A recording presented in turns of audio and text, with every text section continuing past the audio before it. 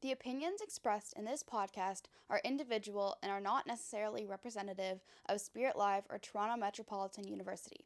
Thank you for listening. Just another disclaimer, I want to say that everything I talk about in this podcast is very subjective. I'll be talking about my own opinions and thoughts, and you do not have to agree with me. I encourage you to have your own opinion and not feel attacked if my opinion is different from yours. Thank you and enjoy the show!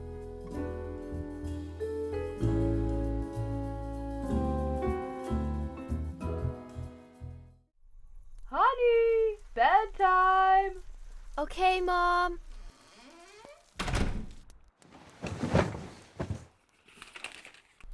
I'm just gonna read one more chapter.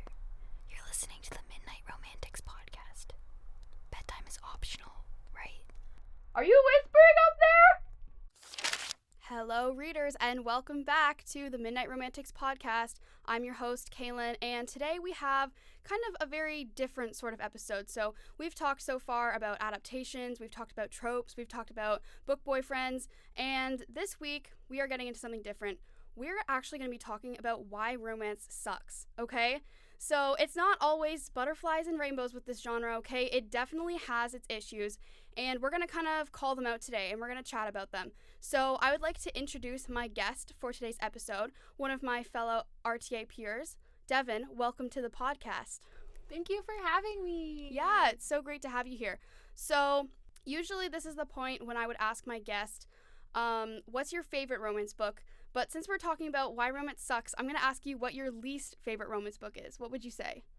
Well, the answer has to be It Ends With Us by Colleen Hoover. Okay. Just anything by Colleen Hoover, to be honest. I'm a So hater. valid. So valid. Okay, yeah, I had a Colleen Hoover phase, which was probably, I think it was like in grade 9 or 10. Yeah, that's about when it happens. And Yep. it was bad. Like, looking back on it, I'm so ashamed. I'm like, I probably read like 6 or 7 books in a span Oh of my time. So I was God. like deep in the trenches, okay? But luckily I have recovered. Okay, I'm a patient. I'm recovered. We're in recovery. You We're- got into a program. Yes, we're in recovery. I no longer am in that era, and I will not read another Colleen Hoover book. So definitely valid answer, for sure. For sure. Okay. So my second question is, there's kind of been this like influx of people starting to read romance books, and I think a lot of it has to do with book talk, bookstagram, booktube, whatever you want to call it. And so how do you think it has influenced reading for people? Honestly, okay, I have a lot of opinions about book talk as someone who loves it and hates it at the same Absolutely. time, because like book talk has just been like both an incredible but also really, really terrible influence on specifically the romance genre, because like it's provided like this great accessible community for people to like talk about their books with people who like them in a place not to be judged, but at the same time it's the place where you will be judged. Absolutely. Especially when it comes to romance and like specifically the different genres of romance books. Like, and when people are like, I like romance books, but they're not reading all the ones that are like 99% smut. Yes, that's true. Yeah. That's true. I think that's totally a valid point, and I feel like that kind of leads into kind of like another question I had. It's kind of about, how do you think like people who don't read romance, how do you think that like book talk has influenced how they perceive people who do read romance?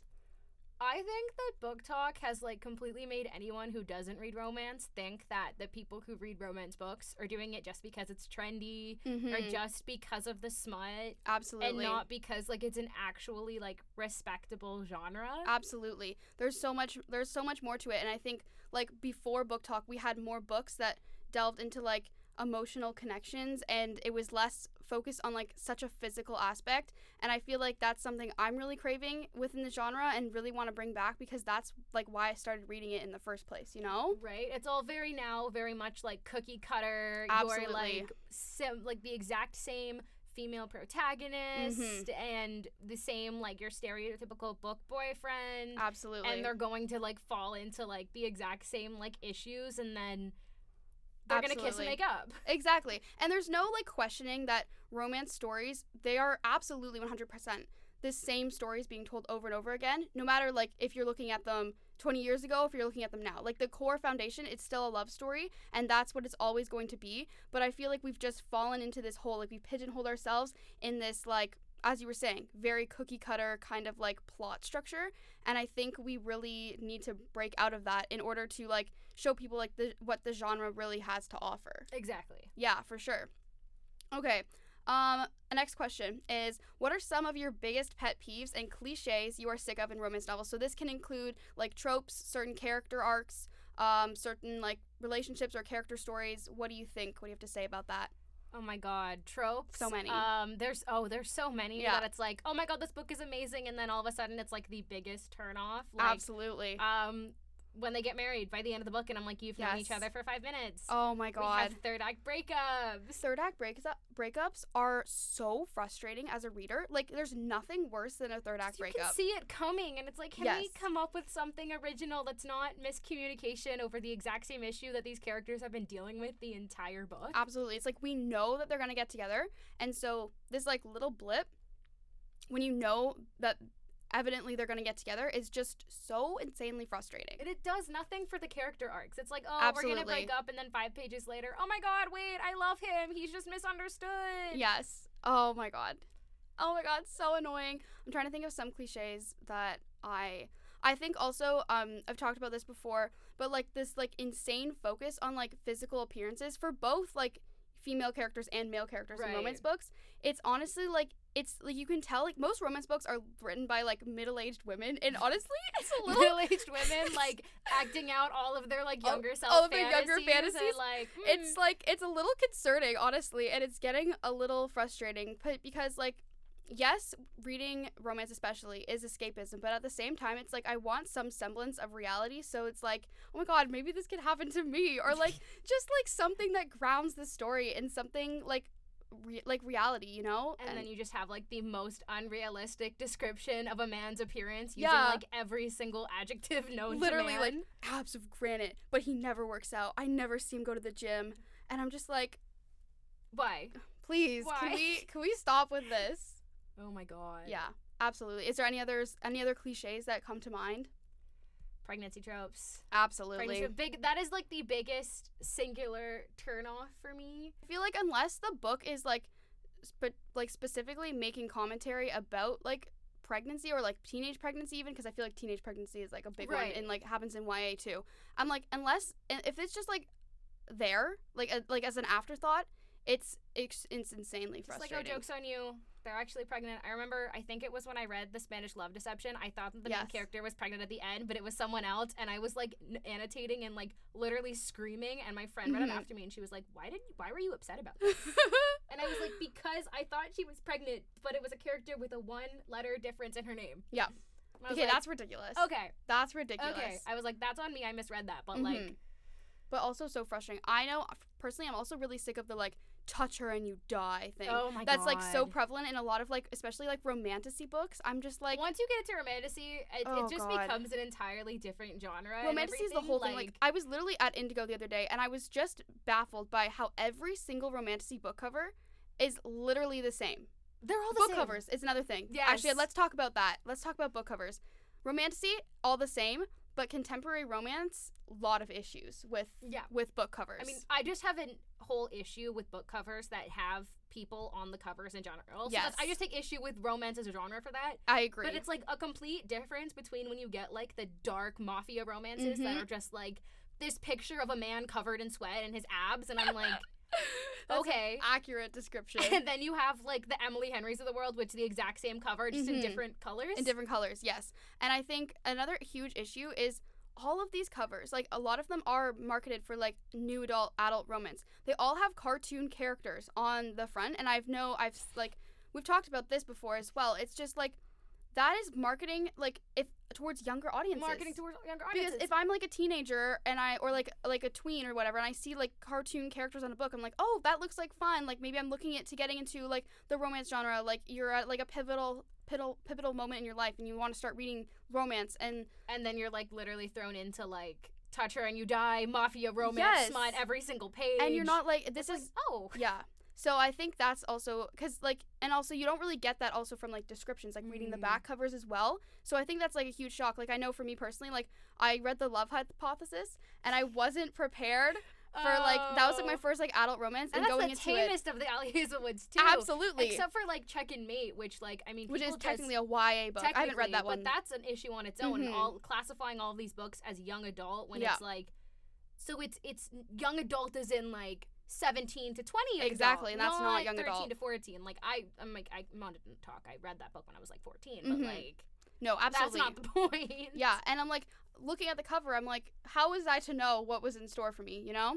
And so I feel like covers definitely, like, I understand you want to be like cutesy and like this is like the trend right now is those covers, but like at some point we gotta break out of that a little bit, you know. We've got to distinguish ourselves and do something that's not the exact same cover on every single book, which happens a lot with authors themselves. Yeah, and it's just reproducing the same thing. And like, listen, I love me books that match, especially in the same series, but these are different books. Yeah. Like, they just got into this, like, whole... Yeah, Emily Henry was a good one because, like, her books definitely do, like, they are the same thing. It is the same cover. The font is the same font. Yeah. It's, like, the exact same drawing of the characters. Absolutely. Which, like... They blend together. It really, like, represents the lack of diversity in her characters. Absolutely. As a whole, it's like they're the exact same. Like, the female protagonists are the exact same in every single book. Like, I can't remember who's in who.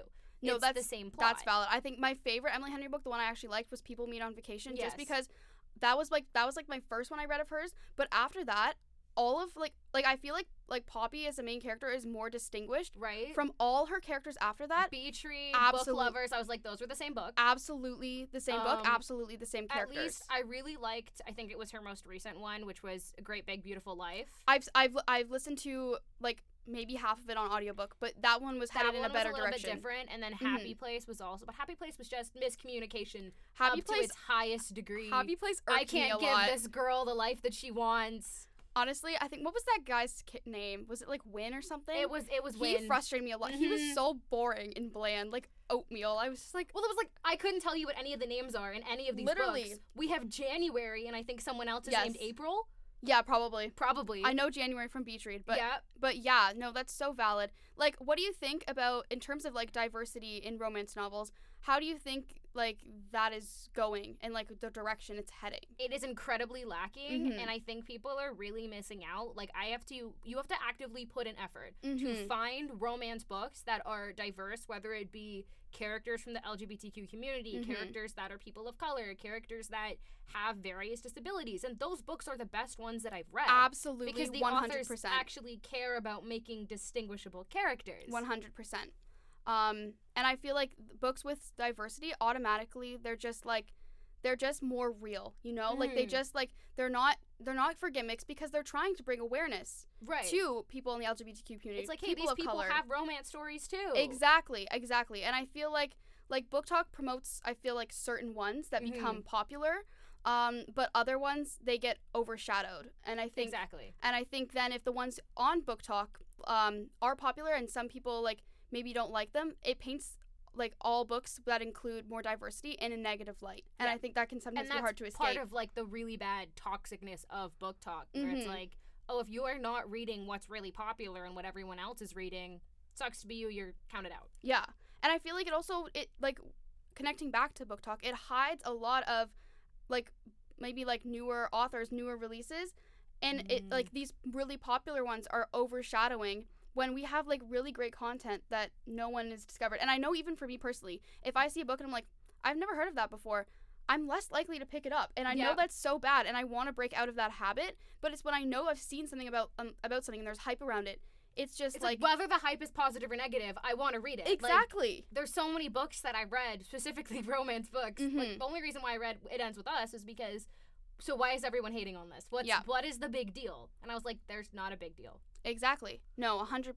So we had like, that was a great serious discussion we just had. Yes. I feel like that was amazing. We're gonna get into something a little funner, a little more, that's not a word, a little lighter, let's say. And we're gonna play some games, okay? So the first game I have is I've compiled, I don't know if you can see this, but I've compiled some quotes from real romance books. And then I turned to my dear friend, ChatGPT. ChatGPT, we tries. And I asked ChatGPT to generate me some really cringy, stereotypical lines that would be found in romance books. And so what I'm going to do is I'm going to read a line. I'm going to move my computer here. I'm going to read a line, and I'm going to ask Devin to think to say if she thinks the line is from a real book or if it's from ChatGPT. The problem is they could all be from real books. Exactly. So let's see. I have a list here. So okay, I'm gonna read the first one that I have. So it is smirky mouths make you want to kiss them to smooth them out and kiss the smirkiness away. Real or ChatGPT? Oh, I'm really hoping that's ChatGPT. It's real. What is that from? Why did we use the word smirkiness? It is from The Summer I Turned Pretty. That's from The Summer I Turned Pretty? Yes. Stop. Call back to Summer I Turned Pretty. Shout out. We talk about it on every episode, so I could not leave it out of this one. Oh, no. So yeah, I read that and I gawked. I was like, I this know is why those books are terrible. I know this is like technically a YA book, but YA books still deserve good writing, okay? Just because they're younger people doesn't mean their writing needs to match that. They need to be introduced to good quality writing. This is how we learn. Yeah. So that honestly took me aback. Took me a minute to process that one. Okay, yeah. Okay. So yeah, okay. And that was written before ChatGPT was a thing. Yes, absolutely it was. Okay. Moving on to... Don't, he growled, his jaw clenching so hard I swear I heard a muscle cry for help. Oh, that has to be real. That's ChatGPT. That's ChatGPT. That is ChatGPT. Okay, no, I've definitely read that somewhere. See, so this is also scary. That's like straight out of Avatar. Like Yeah. he growled, his Literally. jaw clenched. Literally, He picked a piece of lint off his jacket. This is the scary thing with AI is too. It's like, but also it's not even scary. It's just it comments a lot on romance as a yes, genre. it comments if a lot. ChatGPT can write something that is 100% straight out of a romance book, then that's like, really concerning. what are these publishers letting slide? Yeah, like, is this really the direction we're going where we can't even tell if something's written by AI because we're so used to reading cringy, horrible writing? Like, Right? Like, so concerning. Okay, let's see, which one do I want to read now? Let's do, okay. And in case you are wondering, I am an overeager puppy begging for her to play with me, to always play with me. I'm sorry, I think my brain just, like, gave out. Oh god, this one is something special. I'm again hoping this is ChatGPT. It's real. I don't know, have you read, this is a YA book too. It's from a book called The Cheat Sheet. I've read the cheat sheet. Yes. So I've read, that's the football, Yes. I like tick off sports. Yeah, football, romances, dance. Football, dance. I've read that. That is terrible. Yeah, so this is the male main character talking about the female main character, and this is a YA book, people. Oh, which that book should not be considered YA. It's just like, oh my god. Oh, no. I'm Any sports romance? No, that's not YA. I give up. Yeah. I give up. Absolutely. Okay, I'll do like two more. So this one is, you're like my own personal brand of heroin. I feel like that's real. That is real. Okay, I got one right. This is Twilight. Okay, I was like, Yeah. no. It's definitely giving something I've read. And I'll move on to my last one, which is, his eyes were the color of a storm about to ruin my life. See, that sounds like it's straight out of Fourth Wing. No, you're so right with that. We're like, it totally, I'm like, no, that was definitely said, but is that ChatGPT? It's ChatGPT. Okay. Yep, that one is ChatGPT. That was a really fun game, and I have another one in store for you. Okay, it also once again utilizes ChatGPT. Okay. Oh joy.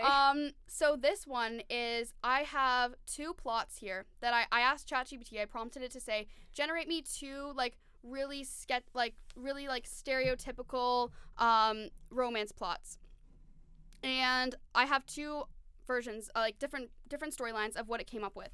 So I'm gonna read the first one, and I'm gonna give this one to Devin. And so pretty much I'm going to read it, and then we're going to take a moment and we're going to deliberate and see how we could potentially make this plot better, or these characters better, if we can, to make this readable.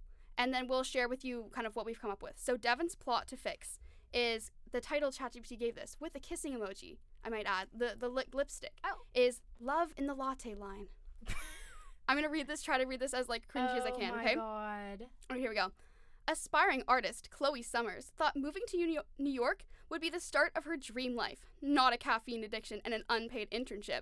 But when she accidentally spills a triple-shot caramel macchiato all over Ethan Steele, a brooding billionaire CEO with a tragic past and abs of granite, her world turns upside down. He's cold, she's clumsy. He doesn't do love. She doesn't even do mornings. But when their worlds collide, that would got me. But when their worlds collide, and again, by total coincidence, sparks fly hotter than a steaming cup of espresso, can Chloe melt his icy heart, or will his dark secret burn them both? What are your thoughts on that, Devin? I swear this is a Hallmark movie. It That actually is a Hallmark movie. I said it during Christmas. Mm-hmm. That is a Hallmark movie. I bet you it'll be coming out this year. Yep. So I'm going to read mine now, and then we're going to take a moment to put our ideas in the story blender and see what we come up with. So mine is called, with a dancing emoji, it's called Cowboy Kisses and City Dreams. So here's a synopsis. When fashion influencer Tiffany Blake inherits her late uncle's ranch in dusty Sweetwater, Texas, she only plans to sell it to get back to Wi-Fi. But Luke Walker, the ruggedly handsome cowboy next door, has other ideas. And muscles. So many muscles. We love muscles. This is what we were talking about. As Tiffany trades her stilettos for spurs and learns to lasso badly, she discovers that life's greatest adventure might just be falling for a man who says, ma'am, unironically. Can a city girl find love under the big country sky, or will she ride off into the sunset with her heart unbridled? So yeah. Unbridled is wild. That is what we are dealing with. Okay, so we're going to put these in the story blender. We're going to see what we come up with, okay? Stay tuned.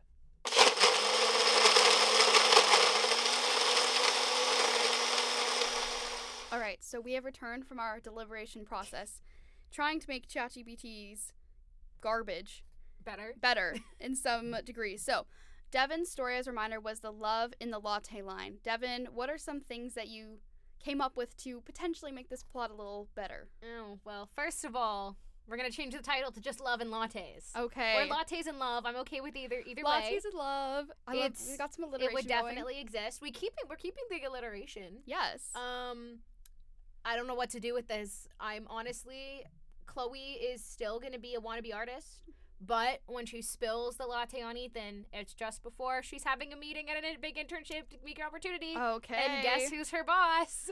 Okay, Ethan! I love that. I love that little connection. I think that makes it better. And when she thinks that she's absolutely not getting the job, of course he hires her because he's into her. Yeah. But to make the brooding CEO billionaire a little bit more complicated, he has a 4-year-old daughter whose mother tragically died in a car accident. No! And he hasn't been in a serious relationship since. Single dad trope. Single dad. Oh my god.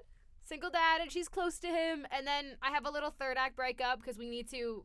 let's face it, it needs to be there. Mm-hmm. Just as things seem to be going Chloe's way and the relationship is going great, she has a exhibition in an art gallery. And Whoa. who has not only bought her way into the gallery, but also secretly bought all of her art? The CEO, the billionaire. The CEO. The tension, I can feel it. And then they just kiss and make up for no apparent reason, and the problems, don't exist. They might continue on afterwards. Okay. I definitely want to pick that up, even if I was just like laughing at it, be like, oh, what is this? I gotta read it. A quick anyways. little 2-hour read. Mhm. Oh, that was stupid. Carrying on. Yes. Okay, love. Okay. So for mine was Cowboy Kisses and City Dreams. I did not touch the title of what I No, I think that title really needs to be gets fixed. to it. So I tried to dig into the characters a bit more to give them more depth. So Beyond his abs. yes, beyond the abs and the so many muscles. So many muscles. Yeah. So Tiffany is now so it said she was like a fashion mogul. So I said she's a woman in a man's world. So she has had to become tough because that's what her industry calls for. She has no time for distractions because if she takes a moment's break, some man is going to take her spot on the ladder that she's worked hard for. And for Luke, I was saying how he's from a cowboy community, very ranch, very ooh man. I wanted him to be he's struggling to be able to understand and process his emotions, because he's been raised up in a world that's very much you need to suppress your emotions. And so he's struggling with processing his emotions, and probably something has happened that's led to his maybe a downward spiral. And so when they meet, Tiffany doesn't think anything at first. She's gonna get in, she's gonna get out, she's gonna get back to her job, but she catches Luke at one of his worst moments. Okay. Ooh. He's having some sort of breakdown. He's going through it. And she finds herself hanging around, and she gets to know him better, and he shows her the beauty of country life. But together they both work because they're both having issues with processing emotion, and kind of dealing with how gender expectations has impacted both of them. So yeah, definitely still not perfect. I don't know how you can bring both of those to a palatable level, but that is what we have come up with. So this is the end of our episode today. I want to thank Devin. Thank you so much for coming on the podcast. Of course. Thank you for having me. This was a blast. We had amazing discussions. So thank you once again for coming on the podcast. Really appreciate it. So thank you for tuning in this week. Once again, you've been listening to the Midnight Romantics podcast. As always, bedtime is optional, right? Stay up and finish your last chapter. Okay, thank you for listening and see you next week.